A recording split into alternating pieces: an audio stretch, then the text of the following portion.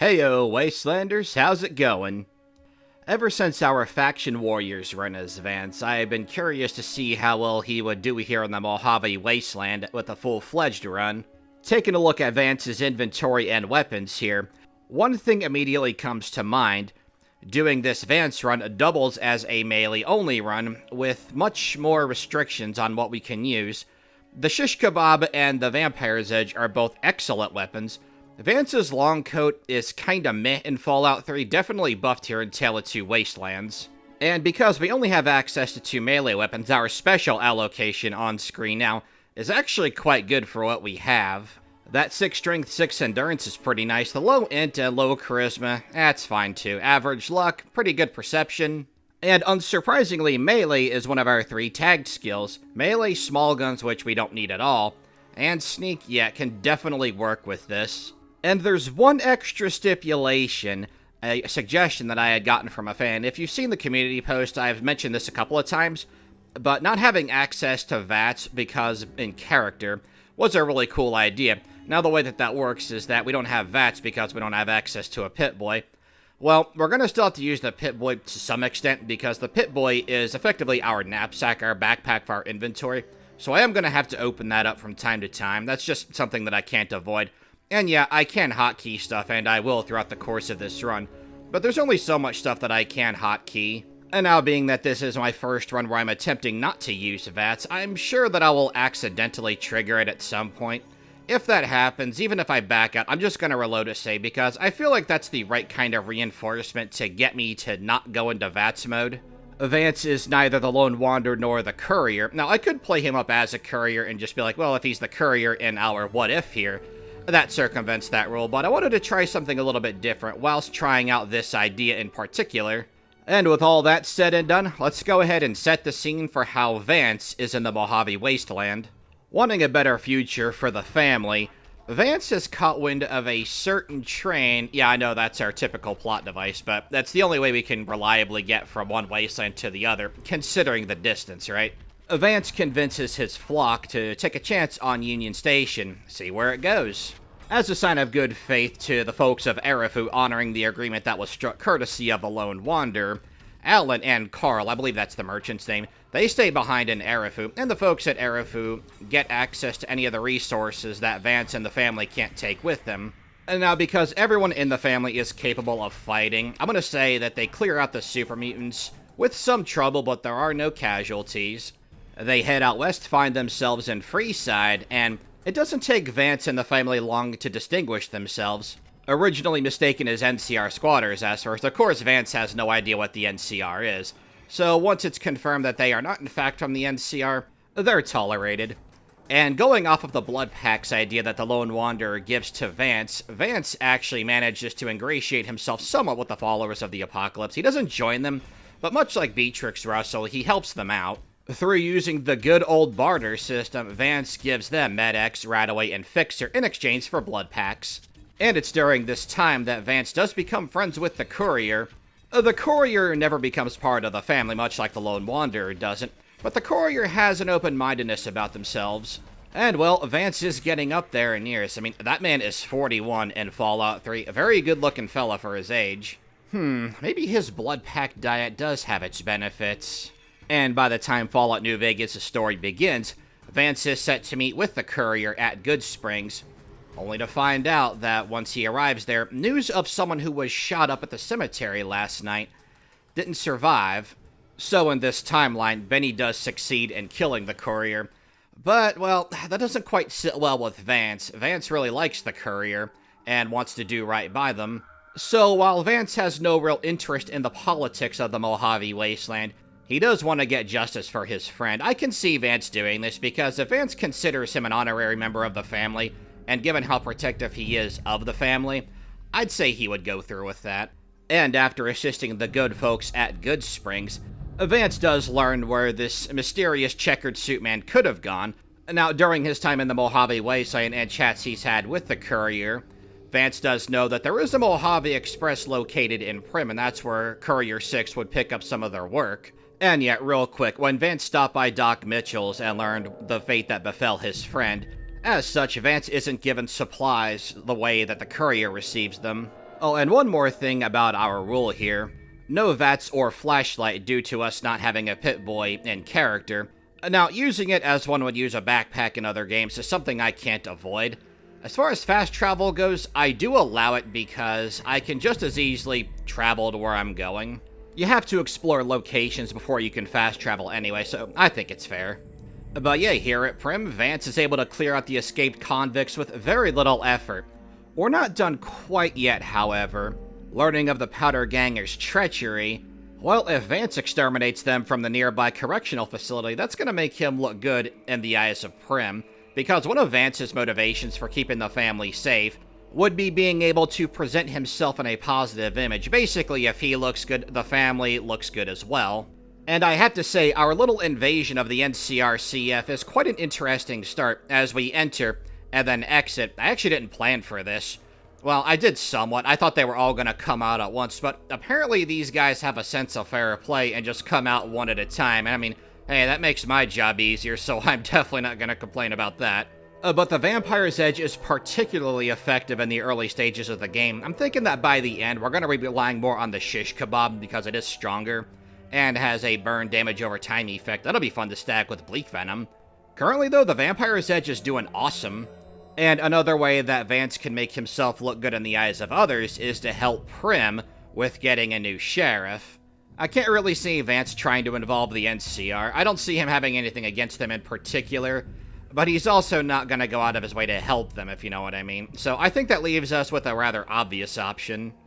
Now, just because the guys outside and in the entrance room were easy doesn't mean that Eddie and his goons are going to be. They have much better weapons, particularly Scrambler with his brass knuckles and Eddie with a plasma pistol. We are strong, but we ourselves can't take much damage being that we're wearing light armor with fairly low DTDR values. For lack of a better term, we are a melee glass cannon.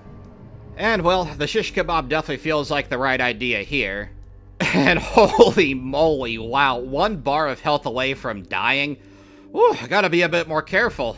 When I saw that 1 bar, I thought for sure I was gonna die there. Now, Vance clearing out the Powder Gangers is awesome, it'll make him look good, but there is another motive he has here. There's a lot of bodies here you can harvest some blood packs from, so I'm probably gonna move the family down here and have them set up shop here in the NCRCF. All said and done, we can go ahead and chat up with Myers and let him know that there happens to be an opening for sheriff over in Prim. The NCR is not going to just let him up and go, though, because Myers is still serving time for some past actions. Well, if we pay a visit to the Mojave outpost and chat up with one Major Knight, the guy who's running the NCR in this general area, we pop some Mentats and the Meeting People magazine we got from Trudy back at Good Springs, and it gives us just enough to reach this 30 speech check to negotiate for his release, and Major Knight figures that Myers can owe him a favor, which technically is true. So we're able to go back to Myers and report in the good news. Now, I did mention that Vance wouldn't get involved with the inner politics of the Mojave Wasteland or the power struggle that's going on. However, I can see Vance having a no-tolerance policy as far as the Legion is concerned. Now, Vance might not know the inner workings of the Legion, but all he knows is what he sees and hears, and what he sees and hears about the Legion is pretty bad news. Because the family does include female members, including his wife, there's no way Vance is going to tolerate these guys. I found it kind of poetic, actually, killing Volpez and his group of legionaries with a fiery weapon, and that little oven mitt is just the cutest thing ever. And because we are now vilified with Caesar's Legion, it's time to hightail it to Novak before the hit squads can find us. The sooner we get there, the better. Making our way to Novak by nightfall, we can go ahead and head over to Manny Vargas' room as we're searching for clues, and luckily for us, Manny Vargas' room isn't registered as owned, nor is his terminal. Oh, that's convenient. And I figure, worst case scenario, if I really need experience points and loot later on, I could just go run RepCon independent of Manny's request. And hey, we were talking about the NCR earlier, so let's try and situate things at Boulder City. Yeah, well, that would have gone a lot better for Private Ackerman had he not been in my way as I was trying to chop down that Great Khan to size. Now, while we're not interested in helping out the NCR, as far as Vance is concerned, the Great Khans were complicit in what happened to his friend the Courier, so the Great Khans are gonna die. Now, the Khans do have some decent weapons. The 10mm submachine gun in particular is pretty strong, especially early on, considering that we're lightly armored. We want to try and kill these guys as quickly as possible. And because we have a weapon as awesome as the shish kebab, that's a pretty simple endeavor. With Jessup and the Great Khans defeated, we have exactly what we need. So let's head on over to the Strip. Now, in Three Dogs Run, I was able to get through because of our high reputation with the NCR. Going off of a tip I had gotten in one of my Faction Warriors videos, I had this NCR armor just in my inventory, so I figured to equip it. They let us through because we're disguised as an NCR trooper, and voila. And I mean, I'm not hurting for caps, but I wanted to do something a little different. And I wanted to go about entering the Strip in a way that was suggested to me in the comments. I imagine this would be Vance's first time entering the Strip, and it's a place that wouldn't interest him all that much. But because he is trying to get revenge for his fallen friend, a business will lead you to some strange destinations. Having acquired the evidence he believes will expose Benny, now the cigarette butts and the lighter don't amount to much, but between the note we found on Jessup and what we found on Manny's terminal, it seems that Swank is pretty convinced of Benny's guilt. I like Swank, he's a good, loyal chap. And now that we have Benny isolated, I'm trying to attack Benny without going into VATS nor triggering the conversation, and what do you know? It worked. Sweet. Yeah, he stood absolutely no chance. With the platinum chip in his possession, Vance is ready to make his way back to Mr. House, and I imagine he would be granted entry because he has the thing on him. But just what is this platinum chip, and what did his friend have to die for? Well, Vance, you're gonna have all your questions answered by Mr. House as he flexes his new securitron upgrade.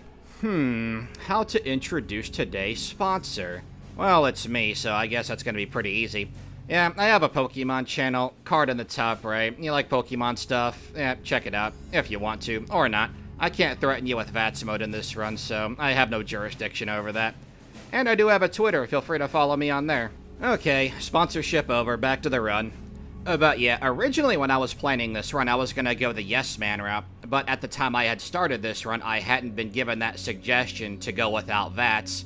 And because going without VATS in a New Vegas run would be playing one of our characters as someone who's not the Courier, that got the wheels turning in my head, and I was like, you know what? Nah, we're gonna go with Mr. House with this particular storyline because I can't see Vance caring about helping the NCR. Nah, he certainly wouldn't help the Legion. And I don't see him being interested in running New Vegas because, well, if he's trying to keep the family safe, then being the leader of New Vegas is the complete opposite of that. Vance may be able to lead his little cult, but leading a cult and leading a nation are two very different things, and I do believe that Vance would be wise enough to see that. And hey, one benefit to Mr. House is that Mr. House says that he has little interest in what people do in their private time, so he's not gonna bat an eye at Vance's activities, which are pretty tame all things considered. Especially with Vance's working relationship with the followers of the Apocalypse, as well as that fresh little stash of powder gangers back at the NCRCF.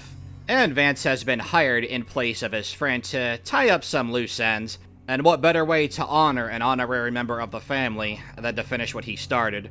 Now this part's pretty funny here, you can avoid the Paladin. See, I thought that running past him would result in the other Paladins taking shots at you with their Gauss rifles. I was gonna play this up as a funny gag, but apparently all you do is end up with the same thing where you talk to Ramos unless you attack him, which we're not here. And well, hey, if Mr. House wants the Brotherhood of Steel gone, well, alright, boss. We'll start by pickpocketing Hardin, go over to McNamara, and funny enough, this pickpocket was on the first try. Our sneak skill is decent, so I can't say I'm too surprised, but at the same time, I kind of am with two Brotherhood of Steel Paladins looking directly at us. And I figure there's no need to pickpocket Taggart, we can just kill him, take his keycard. I do attempt some sneakies, but unfortunately Apprentice Watkins does see us, well, unfortunately for her, because she's super easy to kill. With all three keycards in our possession, we'll go ahead and make our way to the terminal, generate that self-destruct password, go to the other terminal, activate the self-destruct sequence, and then evacuate like we're playing a Resident Evil game. Now, getting out of here would be an issue for us, but unfortunately for the Brotherhood, we have stealth boys, and all they gotta do is pop one of those bad boys. Be a bit careful on the way out because the scribes can sometimes see you. Well, they don't this time, and that's great for us, so getting out of here is super easy. And we may not be working with the NCR in this run, but it's good to know that Colonel Moore does love that. So even to the loser go the spoils. And because our Legion reputation has been reset, we can go straight to the Securitron bunker and deal with business. Now, we don't have the skill checks required to deactivate the turrets or the protectrons. Not that big of a deal, although combat here is pretty interesting because we have to melee the turrets and the turrets explode, and that will damage our limbs. Couple that with the Mark 6 turret's rapid-fire lasers, which are pretty good against lightly armored targets, and this obstacle is deceptively difficult. Not too difficult because, I mean, we have healing and stuff at our disposal. And now, before I had the no VATS suggested to me, like I said before, I was going to go the yes man route, so I was going to have to come here anyway. But even then, I hadn't anticipated that little obstacle. That was kind of neat, actually. And I mean, for the most part, I've been speccing into melee weapons and sneak. And since we're working with House, I figure that somewhere along the line, I'll have to get my explosives to 35 in case I want to go the route of disabling the explosives on the vertibird. When it comes time to protect President Kimball, that is. But that part of the challenge is something for future Vance to worry about. Right now, we still gotta get through the securitron bunker. And we have to bear in mind that the final room here to insert the chip has 3 turrets. This can be pretty dangerous. All we can really do here is focus fire one down and hope to heck we can destroy them before we get killed. All in all, we're able to pull it off, but you can see just how much damage we took, and 2 of our limbs were crippled as well. That's one of the things I like about these character runs and our restrictions. There are places in these challenges that you wouldn't think would be challenging that turn out to be pretty rough. So, Kaisar doesn't bother checking if we held up our end of the bargain. We tell him to get bent. He's passive-aggressive. You'd think he'd sick his Praetorians on us for that. But hey, we got more XP. We're good to go. And if you're wondering, no, I didn't skip over the boomers. Things actually play out a little bit differently this time because I don't have the skill checks required for that little device you can get from Loyal. So it looks like we're going to be ant-slaying the old-fashioned way. Going through here trying to hunt these things down one at a time, I'm like, man, Vance would have been something else at Grey Ditch. I don't care what anybody says, Fallout 3 and Fallout New Vegas love their giant ants. And this particular quest we got from Waquel just has the best name ever, because I love silly puns. Ant misbehaving! Now, the thing about these ants is that if you fire at them with laser weapons or explosives, they'll explode and deal a ton of damage because they've been chowing down on gunpowder. Gotta get your protein from somewhere, I guess. However, that's not really a problem for us because we can only use melee weapons, although I'm sticking to the Vampire's Edge because the shish kebab is a flaming weapon, and I don't want to risk one of the ants blowing up while we kill it with the shish kebab. And hey, now's as good a time as any to bump up our explosives to 35. Between that quest and all the scrap metal we turn into Jack, next up all we gotta do is get the bomber out of the lake and we are good to go with the boomers. If this is your first video, first off, welcome, love to have you. And just know that all you need to do to get to the crashed B-29 is to go to Camp Gulf. As long as you're not hostile to the NCR, you can just fast travel there and then go straight east. And without the science check, you just pick up a pressure cooker for Jack. You can get one in the field shack. And it's pretty funny because I actually didn't know that you could get locked out of this quest to save President Kimball if you're siding with House. I always thought you had to go. Well, turns out leveling up those explosives was all for naught. Well, that's okay. Next up is El Dorado Substation, and since the NCR apparently doesn't like Vance, well, we're gonna give them a real reason to hate us once we make our way over there. Now, in many of my Faction Warriors runs, the troopers would all be huddled up inside, and they would aggro us. And in other runs, they didn't. They do attack us this time, but, I mean, a couple of NCR troopers versus Vance with his beefed-out melee weapons and shish kebab Vampire's Edge. Yeah, no contest. Oh, what's that? It's just now playing out? You don't believe me? Well, okay, here you go. They could have been problematic if we weren't in closed quarters, but we are, so, eh. And with that, there's only one more battle to go before Vance fulfills his friend's legacy. And while I think it would be cool to pursue a route like Vance where we're not really invested in the Mojave, I do think that the Yes Man solution in particular has a solid solution to it, being that you can just ignore all of the factions and move on. But yeah, Hoover Dam time, and you might have seen me grab that Legion slave ledger earlier, which is not marked as owned for some silly reason. Now, you might have thought that I went through with helping out the Great Khans escape, but don't forget, Vance wants nothing to do with the Great Khans, and in fact is very much okay with killing them, because they were complicit in what Benny was doing, and the other details regarding Benny's betrayal, it doesn't really matter to him. And I'm just now realizing that I forgot to include the Omertas here, because they are part of the story, but just know that you can actually do both sides of that story, whether you side with Caccino or Big Sal and Nero without ever having to fight. Basically what happened was, we sat down, Big Sal interrogated us, we got up, I unlocked the door, and then the Omerta thugs treated Big Sal and Nero like they were the threat. That's gonna be interesting to show off in a future run. Sorry about that, by the way. And the reason why I did that was because I couldn't sneak in the Vampire's Edge or the Shish Kebab. Shocking, I know. But yeah, so far, Vance is doing awesome against the Legion. It pretty much went the same way as it did in his Faction Warriors run. However, here's where things are gonna take a bit of a different turn. I mean, not the NCR troopers. I mean, heaven forbid those guys are in ever any sort of challenge. I mean, but because we're aiding House, we're going to be going a different way once we power up the computer, install the override chip, and get that awesome order of withdrawal. The NCR heavy troopers are enough of an XP snack to get us to level 12. Now, not only are we gonna get melee to 90, but being that we're level 12, you get a perk every even level, just in time for Super Slam. And, I mean, it's just such an excellent melee perk. Vance having 6 strength as part of a special allocation is quite the treat. As we make our way to the generator switch to power it up, the only thing standing between us and that is a pair of Prime Legionaries, but, I mean, they're gonna go down pretty easily. The Kenturians are gonna be a bit of a problem as we make our way further east, and I am a bit concerned about the Praetorians in the Legates camp. Cause, I mean, even with Super Slam, the Praetorians are gonna hit us real hard. They are faster than us.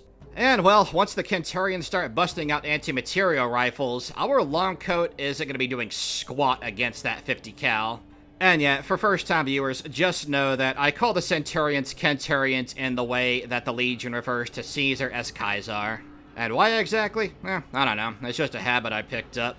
And, I mean, we have to hope that the Securitrons can endure just enough damage for us to close the gap, and... oh, that's pretty high damage there. Though I try to set up some healing for us, we go down. Yeah, I bet you didn't see that one coming, did you? After that super close shave we had back at the NCRCF? Yeah. Firm reminder to me that although we are strong, we are fragile.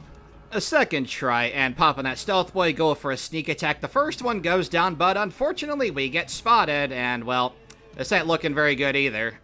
Crippled right arm while we're invisible. You gotta admire the aim on that Kenturian, and yeah, second death. Okay, well, I have the right idea, but if I'm gonna start sneak attacking the Kenturians, I gotta go back and work my way forward.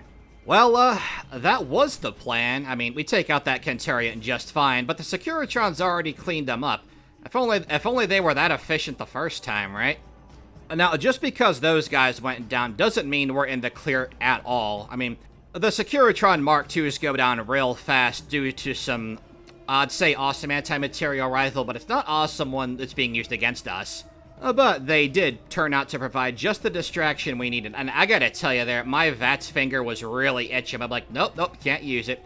I was proud of that. What was that, a 3-man kill back-to-back? Alright, next up is Legate Lanius, and something I've been wondering ever since Vance's Faction Warriors run is, can I beat Lanius in one-on-one combat? Vance definitely has the weaponry to pull it off, but let's see. We'll go ahead and slap some bleak venom onto our shish kebab before we smack talk with Lanius a bit. Not really in the mood for it though, so it's time to throw down. And hey, wouldn't you know it, our very first swing trigger Super Slam. Nice. Having knocked him down, we're gonna go ahead and power up, one of those power-ups including the Chem Turbo. And, well, let's hope we can kill Lanius before he gets back up. We have to circle around the Praetorians to make sure that we're alright, don't take too much damage. And voila! Yeah, Vance definitely has Legate Lanius' number, but we still have to kill the 2 Praetorians. Gonna play a bit more defensively here. Block hit them while they're staggered, hopefully Super Slam procs, and let Shish Kebab's burning DOT do the trick. The 2 Praetorians could have been tough, but they just weren't enough. Gotta say, not bad for a 45-year-old man who LARPs as a vampire. We're not done yet, however, because we still have to face General Oliver and his squad of veteran rangers. We don't have the speech check to talk him down either, so this could be interesting. And turns out that before we can trigger General Oliver, that we have to take out a couple of stragglers. And turns out that's no problem at all. And while I know that Mr. House and his Securitron army will vaporize Oliver and his squad, they could still kill us before that happens because of how fragile we are. After disposing of the inept Praetorians, time to make our way back to the entrance. General Oliver is there to greet us with some good old NCR 4th of July. Little out of season there though, my guy. And we let them know that we did not do this for the NCR. I mean, the NCR hates us anyway, so why would we? But there's a new powerhouse in town, one Robert Edwin House. Oliver is understandably miffed at what just happened. And yeah, as we back up, power up, all that good stuff, you can see that we already lost about half of our health. So I figure back off, let House and his army take the heat, but that's not going to stop us from killing General Oliver. And that's the run. Now, before we talk to Mr. House and officially conclude it, I'm going to pop open our Pip-Boy. In case anyone is interested, I do have the order of withdrawal on screen. It's sped up just a little bit. And one thing when people talk about Mr. House and his ending that I think is overlooked is the fact that Mr. House's Vegas is not simply the strip, the one that we go to and from throughout the course of the game. Because the free economic zone of New Vegas means that Mr. House wants to expand. He has quite a few more new territories, so House's Vegas is much, much bigger. That includes the absorption of Camp McCarran, Eldorado Substation, we went there for a reason, Helios 1, and of course, Hoover Dam. And of course that includes anything in between those territories, Freeside, Outer Vegas, etc. I really hope you guys enjoyed that run. A little bit different from what we've been doing on this show here. I gotta say, I really like the idea of spinning our character that we play as not being the Courier. That's gonna make things very interesting for some characters I have planned for future runs. And as Mr. House is congratulating us on our victory and celebrating his own, truly a great partnership, we'll go ahead and fire up our little outro card here, add some scrolling credits so you guys can see the next runs. Fallout 3 as an NCR trooper, Fallout New Vegas as a regulator, and the one you guys voted for, Fallout New Vegas as Gary. Thanks again for watching, guys. I will see you at the next run. Take care. Later.